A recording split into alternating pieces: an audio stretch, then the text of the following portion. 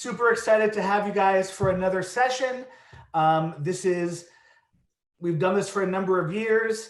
Gus and Bottom Line have been a part of it for a very long time. And Gus, I'll let you take it away. Awesome. Thank you so much, Mike. Appreciate you guys having us. And thanks everyone for coming out. I'll keep my version of the intro very, very brief here. I like to always give a quick context on who we are so you understand the perspective from which I'm speaking on and why we're saying what we're saying or what kind of backs that up. So if you've seen me speak before, you know I'm with Bottom Line Marketing. We're a full service ad agency that works with almost 100 independent retailers. And when I say full service, that's the most important thing I want to get out in this intro. It's, you know, we don't have a dog in the game, whether it's putting our retailers on more social media or digital media or traditional media.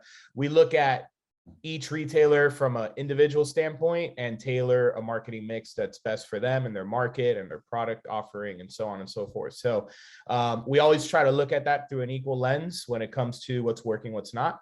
And with that being said, one of the things that I wanted to talk to you guys about today was going kind of with the name of the conference here, Jewelry Ecom, but I want to take a different angle on it. And it's not a bashing session on Jewelry Ecom, which the title might kind of sound like. Demystifying Jewelry Ecom. What does that mean? Well, there's a lot of people talking about how to, move a lot of your focus into online sales as an independent retailer. There's not a lot of people talking about all the wrong ways that you could be doing it.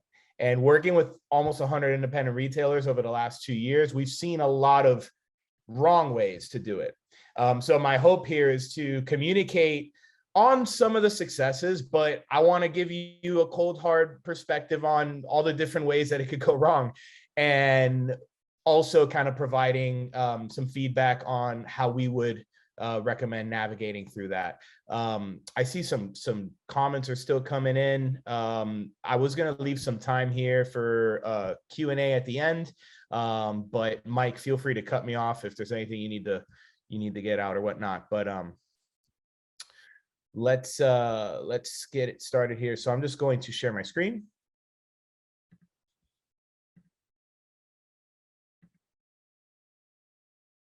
Just bear with me here.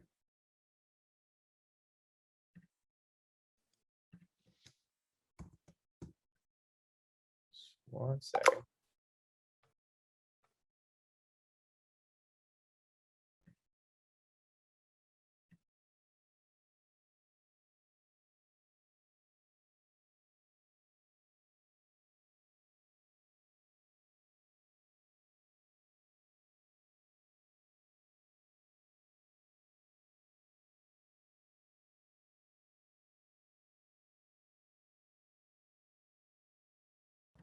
Sorry about that. Not sure what happened there, but you're good. You're back. Okay, that was good. You're back. All good. All right, perfect. So let's just get things started here.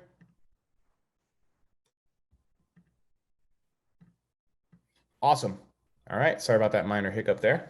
So diving right into it.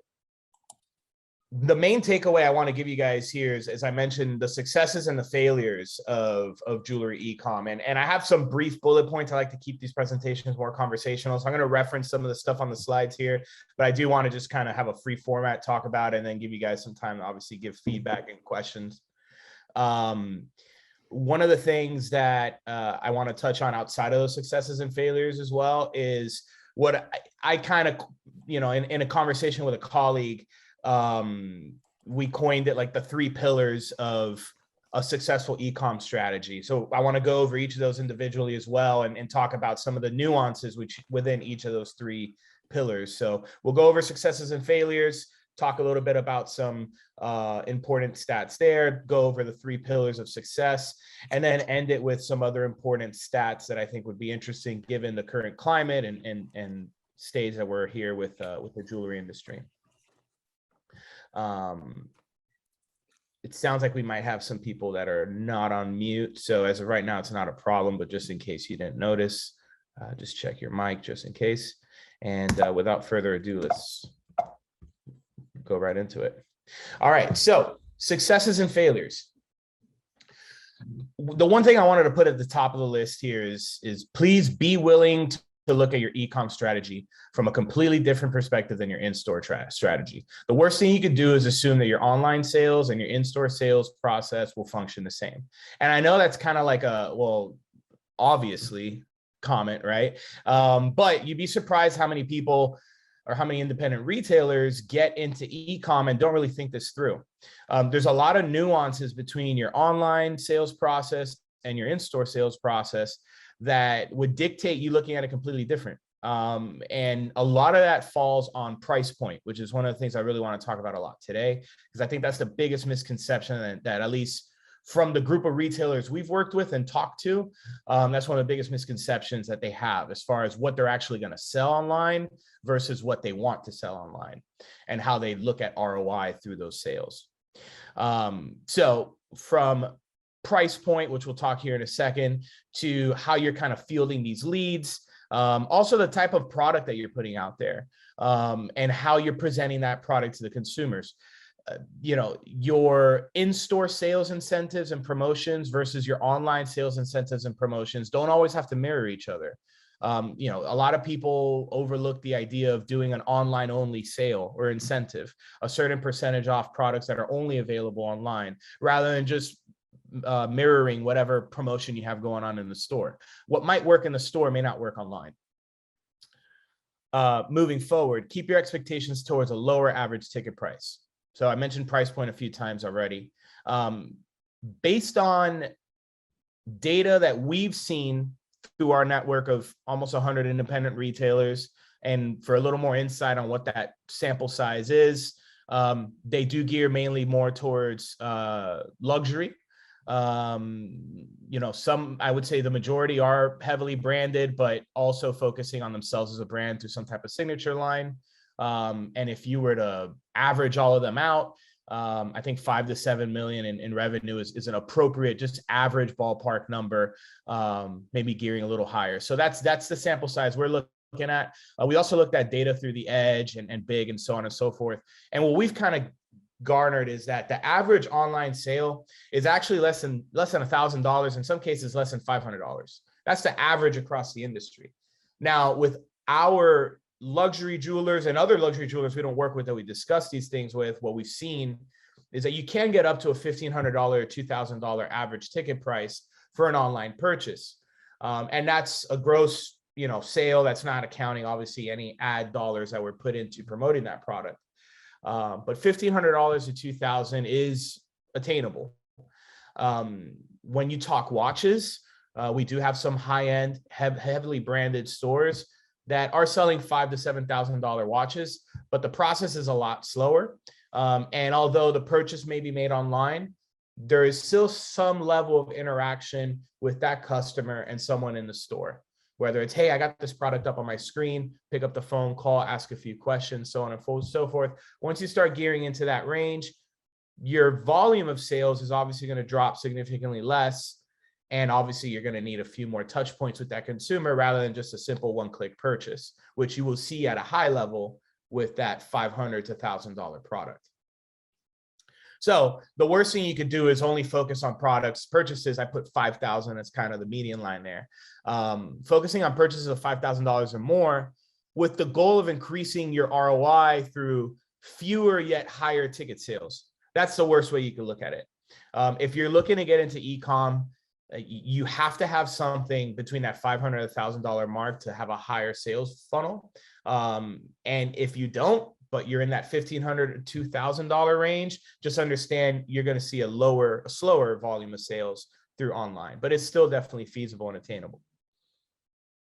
Moving on down, build targeted digital product ad campaigns to drive not only sales, but also drive online touch points with consumers to later come in store for larger purchases. So what I'm saying is your digital marketing shouldn't only be measured by digital sales.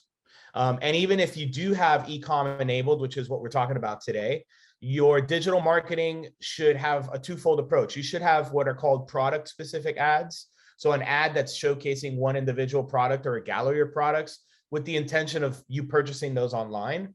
And again, those should be a lower ticket price. But as you veer into a slightly higher ticket price, you should have some of your ad budget taken into account for giving yourself an alley-oop from an online sales lead to an in-store purchase. And some of what I talked about with those higher ticket sales through watches, most of them have closed online, but sometimes they do end up coming in a store as well. So keep that in mind. Your digital marketing should drive online sales, but that's not where the buck stops as far as measuring the success of your digital ad dollars. You could definitely see a higher ROI if you open up your attribution, so how you're measuring conversions to not just purchases, but also appointments and phone calls to the store about that product that you showcased online. The worst thing you could be doing is not focusing on digital marketing at all, assuming you're trying to sell online. And that's kind of pretty straightforward there. Organic takes a really long time to build up. And the fact of the matter is, for every time we've enabled an ecom campaign, one of the biggest concerns that our retailers have is, well, I can't outspend Jared, or I can't outspend the Signet group, or the list goes on. But what you realize is, when you're spending money, you have the ability to geographically target your campaigns. And when you pull, for example, Google provides, it's called an auction insight report. And it's the equivalent of a market share report on Google. And by market, we're talking what type of categories you're targeting, as well as what geographic areas you're targeting. I can't remember the last time we pulled an auction insight report for one of our clients, and they had a lower market share than any of these big Signet brands. The reason is the way that these Signet brands and other national jewelers are focusing their ad dollars are not down to the specific pockets, zip codes within your store that we usually ask for from a sales report. They're looking at just a national level, market-wide level, and they're not taking into account the little details on that front side of your marketing. So whether you're working with someone in-house managing these campaigns, or you're working with an agency like us, if you're doing it the right way, then you should be beating these Signet brands locally in your market every single time. And I mentioned we pull sales reports from our clients. That's one thing you should always do to, I guess, garner more geographic precision with your ad campaigns. Look at a zip code. If you have the Edge, they do a really good job at pulling this for you. Pull your top 20, top 50 zip codes, not based on dollar amount of sales, but volume of sales, because you can have one big purchase in a zip code and it's not going to give you the appropriate information. It's going to be diluted. But if you look at volume of transactions and you pull top 20, top 30 zip codes, whatever it is, if you're in a wider rural market, you pull from a wider area, maybe 50 zip codes, and use that to determine your geographic targeting. And you'll see, go to Google, pull an auction insight report, or have your agency pull an auction insight report, and you're going to have a higher market share if you're doing it right. I say all this to kind of drive the point that paid advertising actually allows you to play better at digital marketing than these larger brands. If you only look at it organically, now it's open ocean. You're a small fish in the ocean, and these big sharks that are Jared and all the other Signets, their organic presence is something that you may never even catch up to in your lifetime, right? So that's the losing game, only using your organic to sell online. You need to spend ad dollars to pinpoint areas and strategically beat them out to get in front of consumers. And last but not least, make sure your sales team knows how to clientele online. It's another no duh, right? Obviously, your sales team needs to know how to clientele online.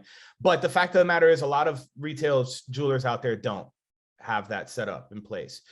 You'd be surprised how many times someone says they want to go ecom, they enable everything, and then they come to us and they say, well, my ecom's not working, or we're having trouble figuring this out. Like we're spending ad dollars, but nothing's coming through it.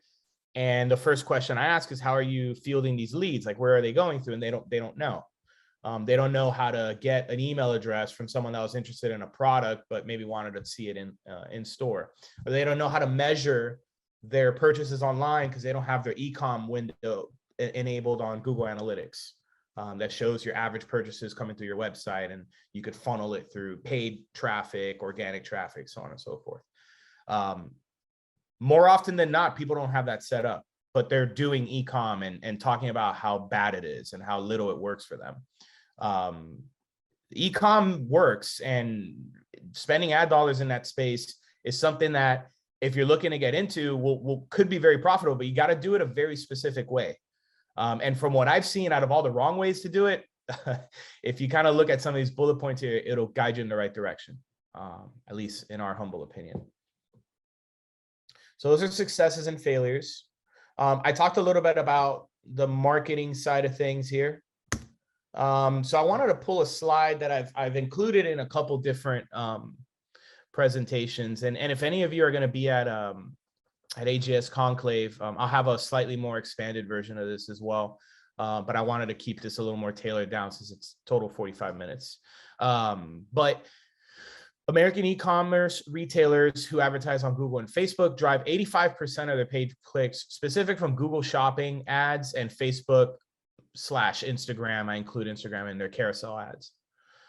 So part of what makes these ads so specific and so targeted, and hopefully if you guys are listening to this and you're familiar with ecom, none of this is foreign to you, because these are literally the two most popular ways to advertise online.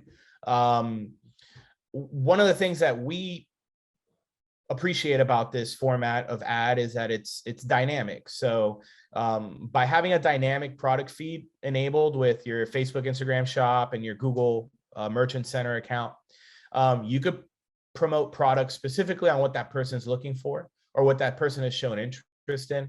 And you can even now, there's updates coming out all the time. Like you could provide specific incentives online through the ad. Sometimes there's so you see right here, there's a ad section that you see on Google when you make a search.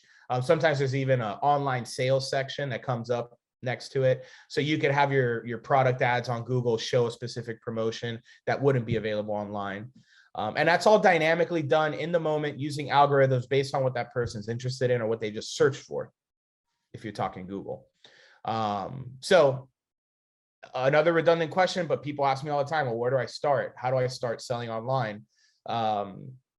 These are the two places I would immediately look at. And there's a couple other things in between, but I mean, if you're breaking it down to the simplest starting point, this is it.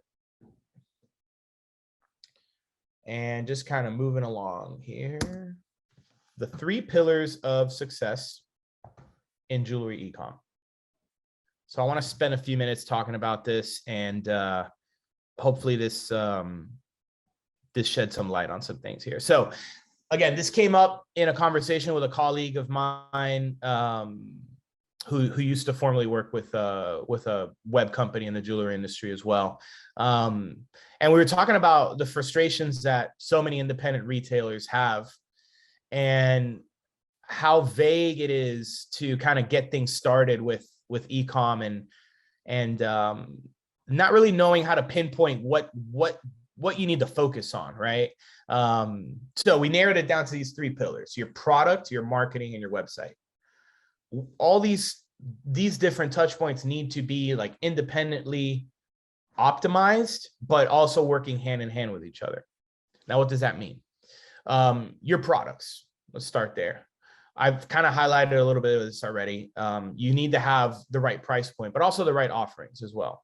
A lot of jewelers are seeing increases. I think I saw a report the other day from, it might have been In-Store Mag. I wasn't able to pull it online, so that's why I didn't put it in writing. But I believe In-Store Mag pulled a report that there was a 40% or 35% increase in jewelry sales coming through custom. Now, custom is the hardest online sale you could do. I mean, it's literally something that you're customizing to someone. So it's impossible to have a preset price up there that you know 100% you're going to honor by the end of it without knowing what that person wants. Or showcasing exactly what that person wants before them telling you, right? So you're not going to have custom jewelry as your primary source of online sales, but it's an increasingly growing area of hopefully all your business. And it's something that's moving more and more into the limelight, the focus of your sales. What does that mean? Well, obviously, a lot of branded stuff will be selling online, but some of those branded pieces are going to be higher average ticket price. So then you fall into this space where you're selling your non-branded signature line jewelry. And that's where we've seen a lot of people see success as far as what type of products you're putting out there. Having a specific part of your signature collection that you're offering to consumers online with that price point in mind of what actually sells online, and making it easily marketable and easily attainable, which is where you fall into the other two pillars. But to kind of highlight that first pillar, keep in mind the price point bullet points that we've talked about today. Average in the industry, 300 to 500, definitely below 1,000. If you're a luxury retailer, you could find yourself in that $1,500 to $2,000 range. But oftentimes, it's obviously not going to come from a custom piece, and it's oftentimes going to be hard to find that through a branded piece as well, depending on what type of store you are, of course. But if you have a portion of your signature line that you dedicate exclusively to this, that's where we've seen a lot of stores have success. Moving into the second piece, your marketing.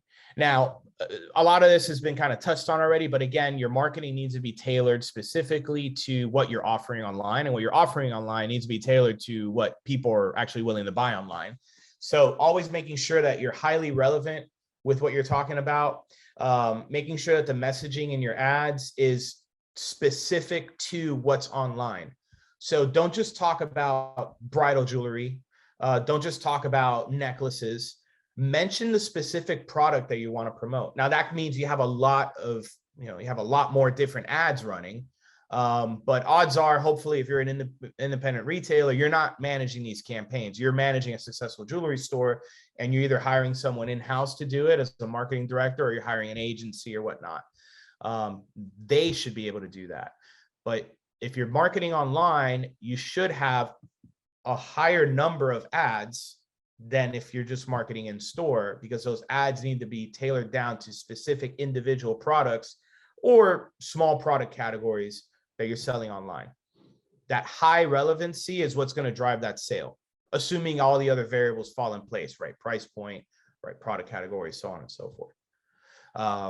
And I mentioned Facebook, Instagram, and Google here. Those are the best starting points. One thing I didn't talk about too much, but if you've listened to me speak in the past, I mention this almost every time, is retargeting.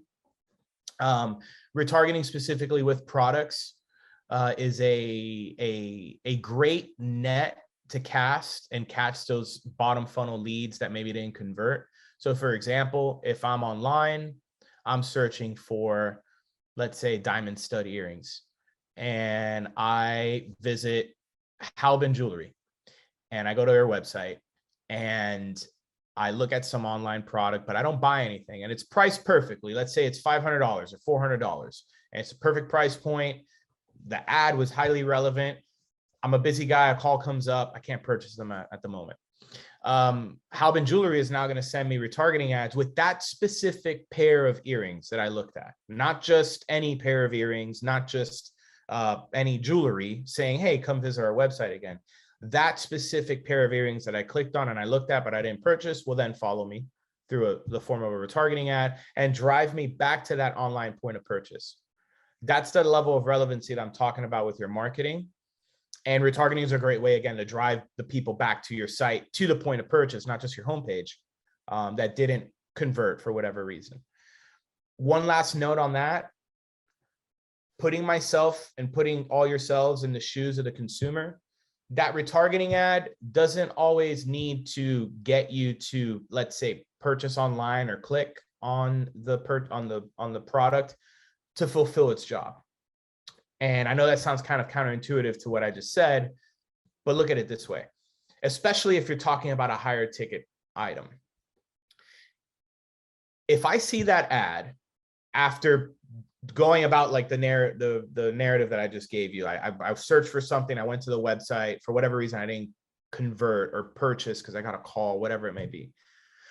If I see that ad following me around, it's almost the same as if I'm driving down the road and now I see your billboard, right? It's creating a top of mind awareness saying, hey, you were interested in this. You went to the extent of visiting our website and clicking on that product, but you didn't buy it for whatever reason. I'm going to drive you to the point where you could just buy it online, but that's not the only option I'm going to give you. Here's a call button. If you have some questions, give us a call. We're more than happy to walk you through the purchase. You can still purchase online, or you could come see us in the store. And if you'd like to come see us in the store and you don't want to wait, or you don't want to deal with any of that, come set up an appointment with us and we'll be more than happy to walk you through it. And hey, who knows? If we're half as good at selling as we are as marketing, we might sell you on another product too, once I got you in the store, right? So providing all those different touch points with the consumer through retargeting means that there's a certain intangible that doesn't always show through on a report. That's specific to retargeting. So whenever you look at the performance of your campaigns, always keep that in mind. There's an intangible there. And last but not least, your website. Obviously, your website needs to be optimized towards e-com, or else you can't sell online. Now you see it, there's a tablet and a mobile phone on here as well. Now, one of the biggest, and I'm going to use this as an example for an existing client. I won't mention them by name, but they have close to 20 doors between Caribbean and Southeast region of the United States. They do sell an average lower ticket price item, anywhere from the hundreds to the low thousands. And all their stores inventory is online. All their 20-something stores inventory is online. And we noticed that although we had highly targeted ad campaigns, so everything that I just talked about as far as do's and don'ts in the beginning of the meeting was in place. And when you look at the traffic funnels on Google Analytics, people were visiting the website as well.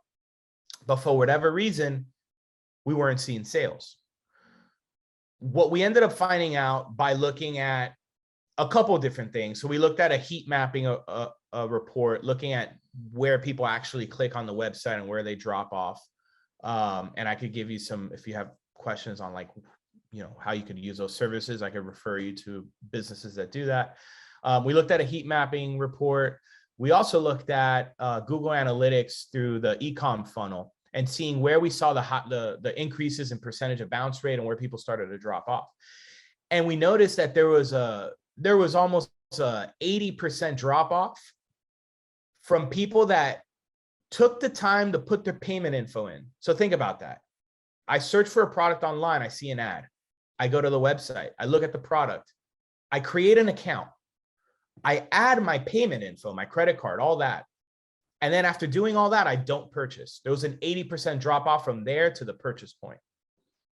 That made no sense. But what we ended up finding out was the user experience was lackluster. The load time on the specific purchase page was, I think it was almost at 12 seconds. And in addition to that, they had done a poor job at providing the specific shipping details and guarantee on purchase. So, hey, if there's anything wrong with your product, more happy to, walk you through it. Or if you have a good return policy, having that specifically listed out, all your shipping terms or your shipping options, I'm sorry. They didn't have that clearly stated on there. They're also an authorized retailer for a very popular brand, but their family name was the name of the business. So they didn't clearly establish the brand that they were promoting. That part may not be as relevant to you guys unless you're highly branded. But the first two things I mentioned, I think is something a lot of people overlook.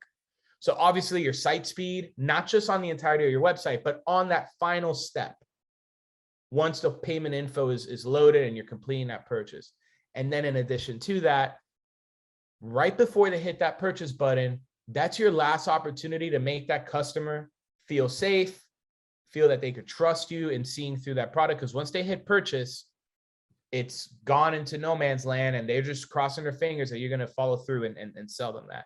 Now, I'm assuming, you are maybe well known in your market, but you're not a globally known entity, right? I mean, if you are and you're listening to me, I feel honored, but I'm assuming we're all local jewelers here that are looking to build business online.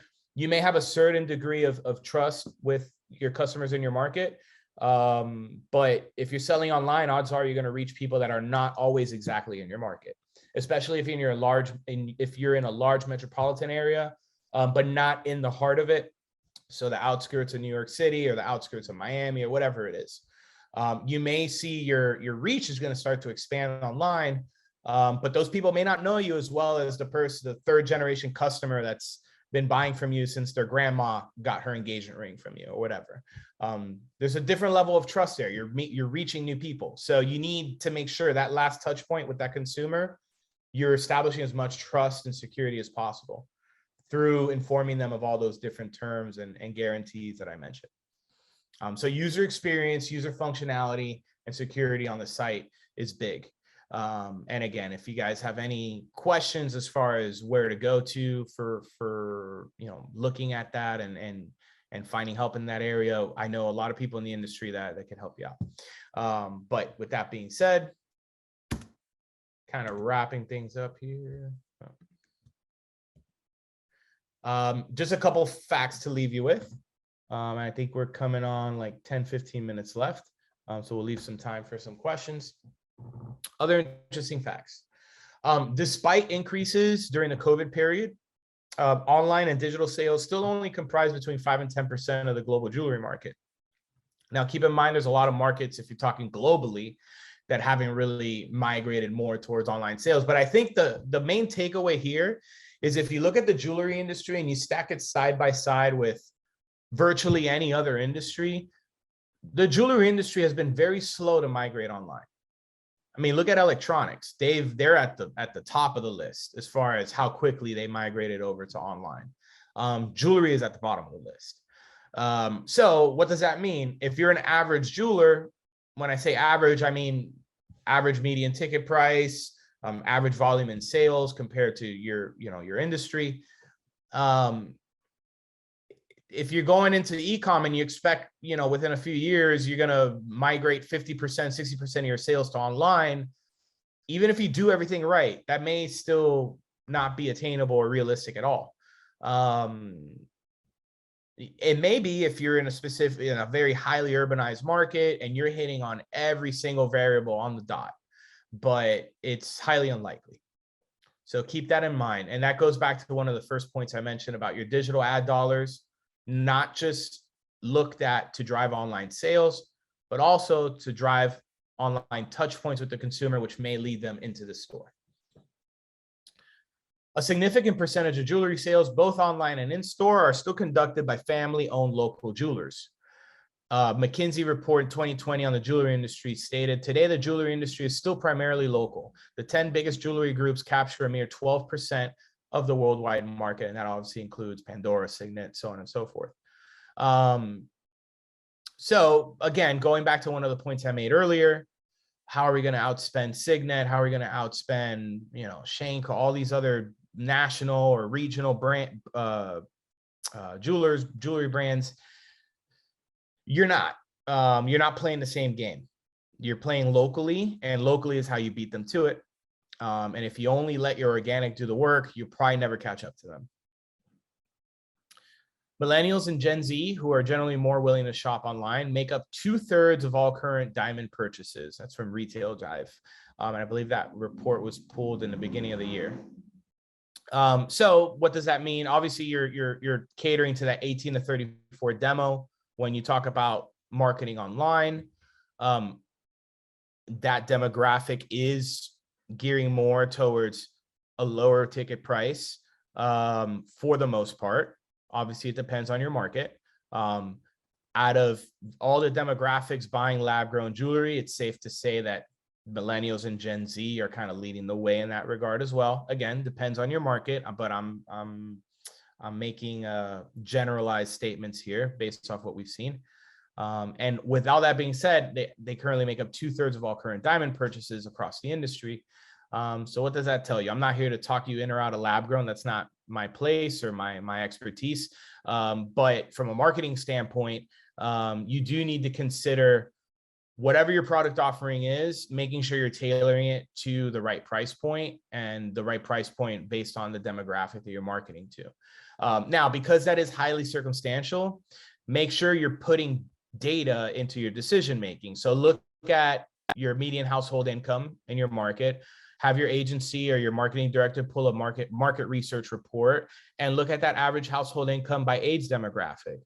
How much blue collar versus white collar, and what are the incomes in both of those categories within those age demographics. And then look at it down to neighborhood level.